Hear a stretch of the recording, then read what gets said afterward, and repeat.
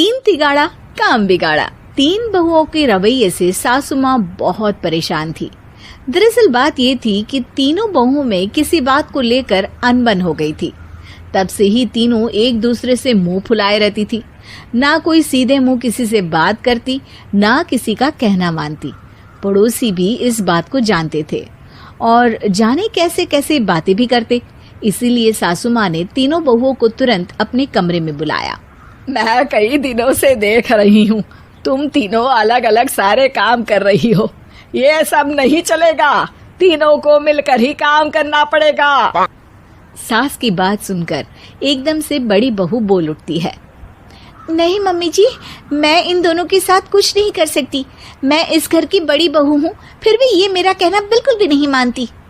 अरे जेठानी जी, जानबूझकर मुझे डबल काम करवाती है आप। और छोटी मुझसे टेढ़े मुंह ही बात करती है। इन दोनों के बीच हमेशा सैंडविच बन जाती है मेरी, और मैं हमेशा आलू की तरह बीच में मसली जाती हूँ। मम्मी जी, इन दोनों को लगता है कि मैं छोटी हूँ तो इनके पैरों तले दब जाऊंगी, लेकिन नहीं, मेरा भी उतना ही अधिकार है जितना इन दोनों का है। बढ़िया आई दोनों मेरी चुगली करने के लिए, मुझे क्या कम समझ रखा है।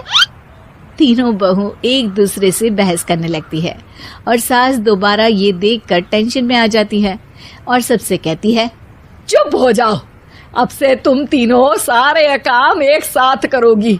आंख बंद करके एक दूसरे की बात सुनोगी।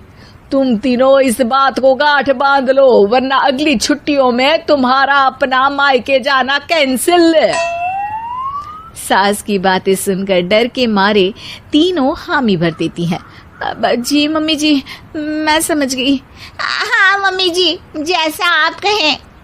आप जो कहेंगी मैं वही करूंगी। तीनों बहू सास की बात को गांठ बांध लेती है और वादा करती है कि अब से सारे काम वो तीनों एक साथ मिलकर ही करेंगी। ये सब देखकर सास खुश हो जाती है और वहां से चली जाती है। नीचे जाकर वो देखती है कि घर में शर्मा जी आए हुए होते हैं। सास जोर से आवाज लगाकर कहती है, अरे बहू, जरा चाय बनाकर तो लाना, शर्मा जी आए हैं। सास की बात सुनकर तीनों बहू तुरंत किचन की ओर भागती है और चाय बनाना शुरू कर देती है। मुझे तो एकदम मसाले वाली कड़क चाय पसंद है, तो हम शर्मा जी के लिए मसाले वाली चाय ही बनाएंगे। अरे नहीं दीदी, गर्मी के मौसम में मसाला चाय कौन पीता है? मैं तो शर्मा जी के लिए इलायची वाली चाय ही बनाऊंगी।